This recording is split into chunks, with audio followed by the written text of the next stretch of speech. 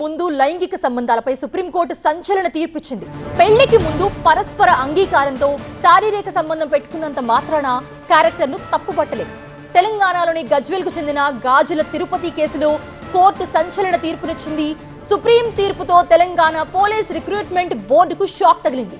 Constable గా ఎంపికైనప్పుడు తిరుపతిపై ఉన్న ఒక కేసు కారణంగా ఉద్యోగ నియామక పత్రం ఇవ్వని పోలీస్ రిక్రూట్మెంట్ బోర్డు దాన్ని తప్పుపడుతూ ఇవాళ సుప్రీంకోర్టు ఒక కీలక తీర్పిచ్చింది. కానిస్టేబుల్ అభ్యర్థి ఎంపిక రద్దు నిర్ణయాన్ని కొట్టేసింది సుప్రీంకోర్టు. ప్రేమించిన ప్రతి బంధం పెళ్లి వరకు వెళ్లకపోవచ్చు, కేవలం వివాహం చేసుకోలేదన్న కారణంతో ఒకరిని మోసం చేసినట్టు కాదు అని చెప్పి సుప్రీంకోర్టు చెప్పింది. 2014 నాటి కేసు ఆధారంగా క్యారెక్టర్ బాగాలేదంటూ గాజుల తిరుపతికి కానిస్టేబుల్ ఉద్యోగం తిరస్కరించింది బోర్డు. పోలీస్ రిక్రూట్మెంట్ బోర్డు నిర్ణయాన్ని సవాల్ చేస్తూ కోర్టుకు వెళ్లాడు తిరుపతి. అభ్యర్థి నిజాయితీగా తన వివరాలు వెల్లడించాడని, అప్లికేషన్ ఫామ్లోనే కేసు వివరాలు పేర్కొన్నాడని కోర్టు అభిప్రాయపడింది. ఈ కేసులో తిరుపతికి అనుకూలంగా ఆదేశాలిచ్చింది సుప్రీంకోర్టు.